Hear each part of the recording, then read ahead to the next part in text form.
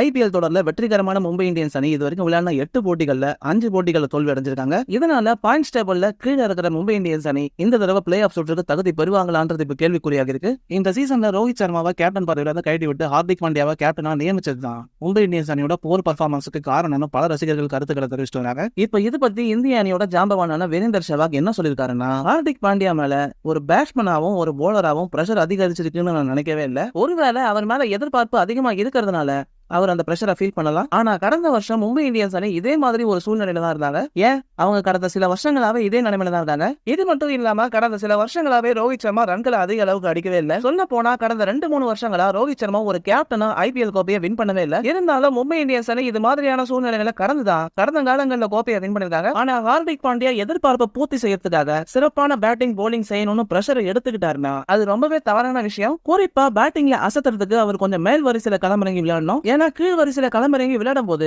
கிட்டத்தட்ட 18 பந்துகளை மட்டுமே எதிர்கொண்டீங்கன்னா நீங்க எப்படி பேட்டிங்ல அசத்த முடியும்? சோ பாண்டியா அவருக்கு அவரே வாய்ப்பு கொடுத்து பேட்டிங்ல கொஞ்சம் மேல வந்து விளையாடணும். ஒருவேளை அவர் பேட்டிங்ல நல்லா செயல்பட்டாருன்னா அவரோட போலிங் மட்டும் கேப்டன்ஷிப் ஆட்டோமேட்டிக்கா முன்னேறிடும் வீரேந்தர் சேவாக் தெரிவிச்சிருந்தாரு. சோ மக்களை வீரேந்தர் சேவாக் என்ன சொல்ல வர்றாருன்னா, மும்பை இந்தியன்ஸ் அணியோட இந்த பர்ஃபார்மன்ஸுக்கு ஹார்திக் பாண்டியா மட்டும் காரணம் இல்ல, ஆல்ரெடி ரோஹித் சர்மா தலைமையிலான மும்பை இந்தியன்ஸும் இதே மாதிரி சிச்சுவேஷன்ல தான் இருந்தாங்கன்னு தெரிவிச்சிருக்காரு. இதை பத்தி உங்களோட கருத்துக்களை கமெண்ட் செக்ஷன்ல சொல்லுங்க. இந்த வீடியோ உங்களுக்கு பிடிச்சிருந்தா லைக் பண்ணுங்க, ஷேர் பண்ணுங்க, மறக்காம நம்ம சேனலுக்கு சப்ஸ்கிரைப் பண்ணி சப்போர்ட் பண்ணுங்க.